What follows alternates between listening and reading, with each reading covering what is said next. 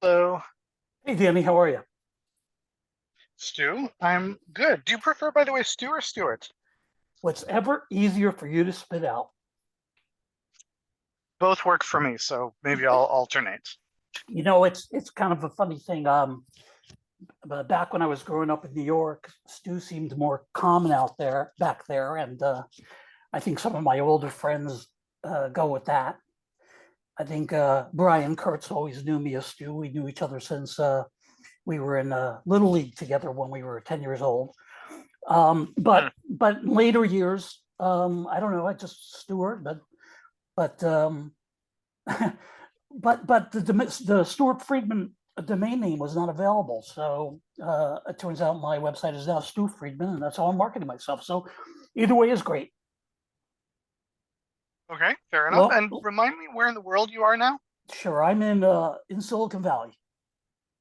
Okay, Yeah. so you're enjoying much nicer weather than I am. Oh yes, yes. I mean, it's been a bone chilling 68 degrees today. Oh, I feel very sorry for you.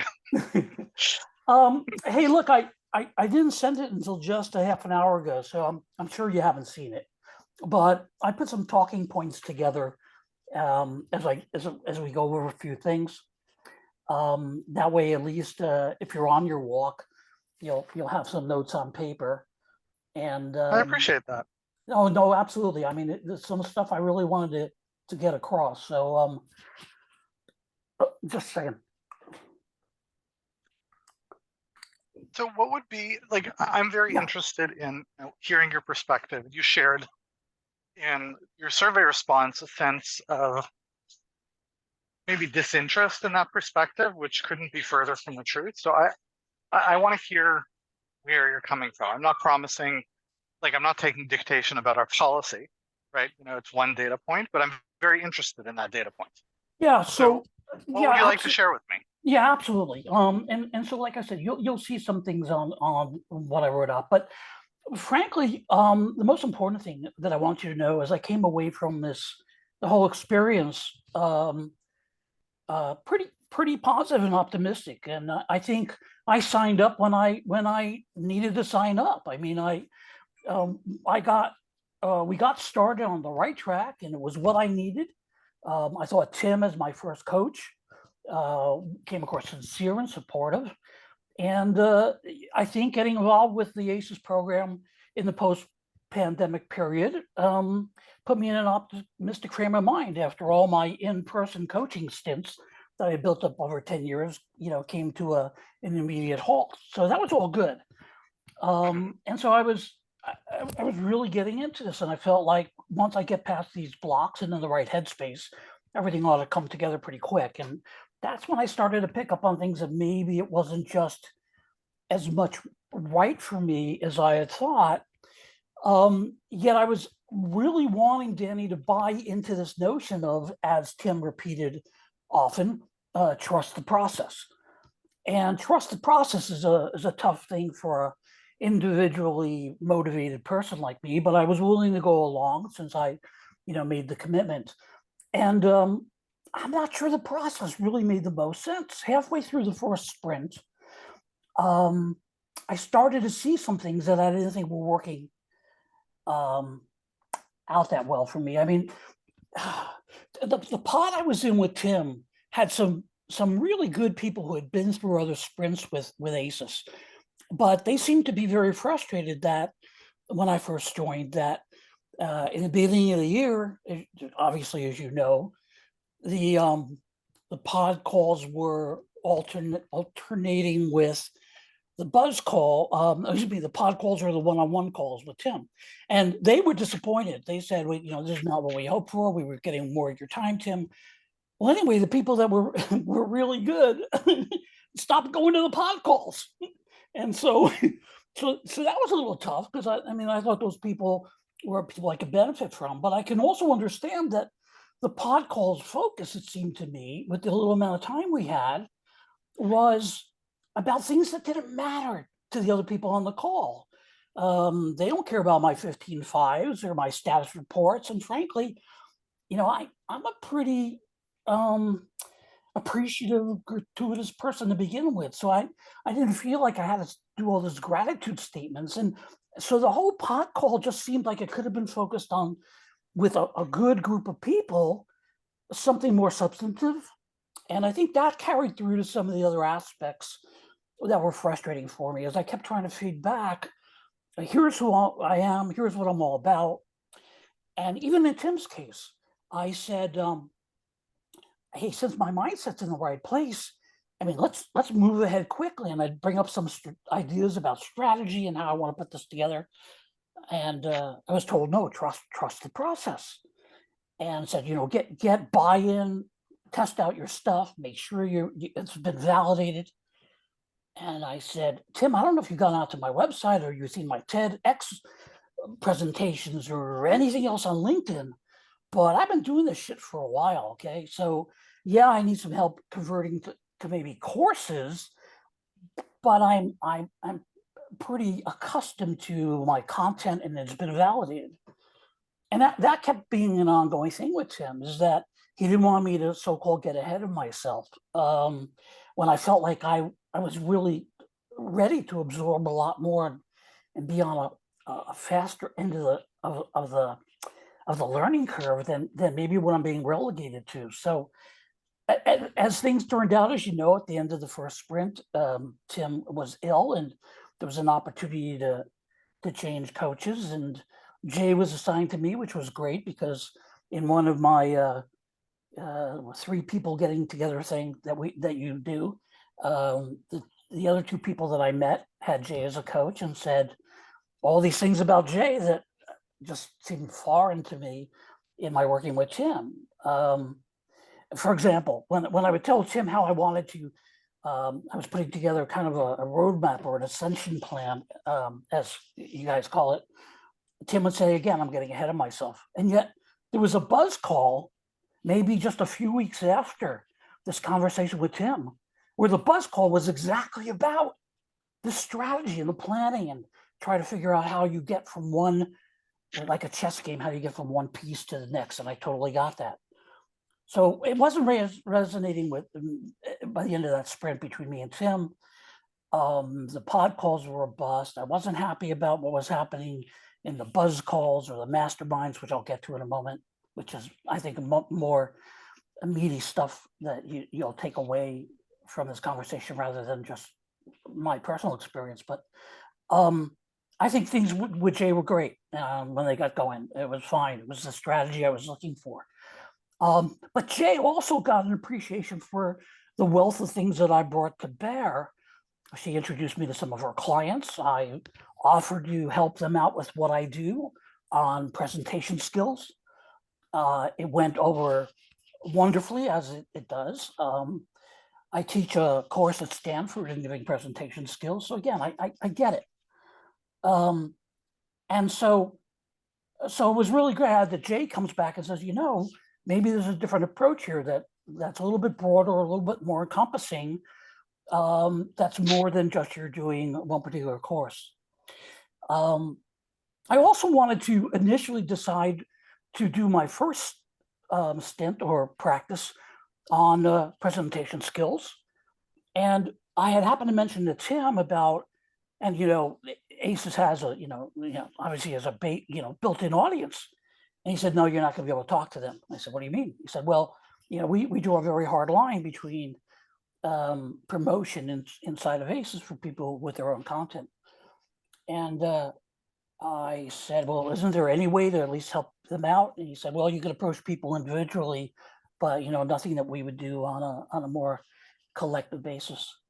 And so imagine my surprise, right? When we do that mastermind and you got an ACES student who's doing this breathing, and then you've got Lisa and Edwards who's doing her ROI. And I realized that they were both ACES people. And granted, you may have an ACES Plus program, but that was never mentioned to me. And when I went back to Tim and said, hey, what's up? There's 2 people in ACES who are doing these things. He said he had no idea what was going on. So it was a little, again, a little bit off-putting. Now I gave this feedback back to Lisa at the end of the first sprint. And and I thought that went well. And she actually said that she would keep me in mind for, as the rest of the year went on, about maybe doing something such as one of these presentations, if not at a mastermind. It's one thing or the other, as long as I was clear it wasn't about a so-called promotion as much as it was just, conveying a service. I said, hey, whatever it takes, I can always test out new content. I'm fine with that. That would be wonderful. It never happened. In fact, Jay mentioned it to Lisa, I guess, before the fourth sprint, but I wasn't chosen to be part of that, even though I had Jay's support, because, again, she had gotten some good feedback from her clients on my helping them. But so those were all maybe incidentals, Danny. I think the bigger issues for me were, if I really had to step back and give you the inputs that I get you guys don't know who's going to be signed up at the same time that I'm signed up. And so there's no way to know for sure the experience level or background or commonality of experience. So I get that, but I also realize that I think there must be a way to do it that it's not just a random grouping each time we did mastermind or breakout. There was a predominance of people in just about all my masterminds or groups that were not corporate people. They were enterprise people, I should say. They were not technical, vastly technical people. They weren't coming from the same place that I was, and you know your own people better than I do. And I just felt like I was a fish out of water with the audiences in these groupings. I mean, let's take, for example, mastermind. How am I doing, by the way? I didn't lose you yet? No, I'm here. Okay. I'm listening. I'm taking Um, mental notes. Okay. So, I mean, I always grew up thinking that masterminds meant that you get connected with just a really tight knit group of people where you can all tremendously benefit from each other's experience, and it's the right fit. In fact, I specifically recall when you mentioned to everybody that when it came to the next mastermind, this is going back maybe 6 months, that we should all bring topics to the mastermind session that are on, I believe you said, on our critical path to accomplishing the most important goals for us for the next year. And that really struck me when you said it, because I thought, wouldn't that be awesome? And yet I found myself in mastermind groups where they could not make a material contribution to the things that mattered the most to me. And that was concerning. And again, I mentioned it a while back to Lisa in hopes that the next time we did a mastermind there'd be a little bit more trying to understanding of me, or of how to put a tighter knit mastermind group together. I had similar experiences on some of the sprint deep dives we did, where for the life of me, I think, why am I hooked up with these people? And don't get me wrong, I heard you loud and clear about, we don't attack the people, we criticize content, that you can, with the right mindset, you can learn from anybody. I get all that. But I also know that, as much as I agree with an open mind can learn something from most anyone, the question really became, are those the things that I want to be spending my time with ACES on right now, when there's more important things that I'm not getting to? So I developed some relationships with some of the ACES folks, and that's great. And I'm happy to help them out. But, for the most part, I just wasn't getting a lot back. And I was totally bought into your premise about the community, and about it was more than just the coaching and more than just the courses. But I just couldn't get, for the feedback I had given earlier and the lack of response. The only response I think I got back was, hey, appreciate your inputs, but right now we're pretty much just randomly assigning people. And if we're not randomly assigning them, we have a few criteria we try to match them up on. And that's where it was left. And so then the final point I would just pass along to you for consideration is, your coaches, I haven't had tremendous in-depth experience, but I can tell you is for the breakouts, deep dives, masterminds, um, I think they were effective moderators in terms of timekeeping and giving advice from their own perspective. But I think there was another piece of it that was really missing. And this was pretty consistent, Danny, across many of the people who were moderating these masterminds, and that is they weren't facilitators. They weren't facilitators in the sense that if they weren't listening close enough to know that when a conversation wasn't being productive, or there was a disconnect between the person who brought up the issue for discussion and how the group was approaching it, uh, the coach wouldn't step up and get on in front of that. I'll give you two specifics. There was one woman in the first sprint. I think she may have been there for the second. And I'll always remember that somebody had a very good question, and she just jumped in with this. Well, I've been doing this is her words. I've been doing organizational behavior now for 15 years. And do you know Edward Schein? Because if you know Edward Schein, you know the work he's done. And as far as I'm concerned, there's only 3 things you need to know about organizational behavior. And I'm just aghast. I'm just aghast that this woman has taken the whole world of organizational behavior and has reduced it down to only 3 things in such uncertain terms. And I think that would have been a great opportunity for a facilitator to speak up and to level the playing field and say, hey, whoever, it's great that 3 things have worked for you, but I want to be careful here that we're keeping this more open mindset. So that was one thing. Another thing is a number of instances where I saw or heard some people make some comments. They were coming from a good place, and yes, to your words, they were talking from experience, but they didn't have the sophistication perhaps to realize that their advice they were giving that they experienced was for a totally different market segment or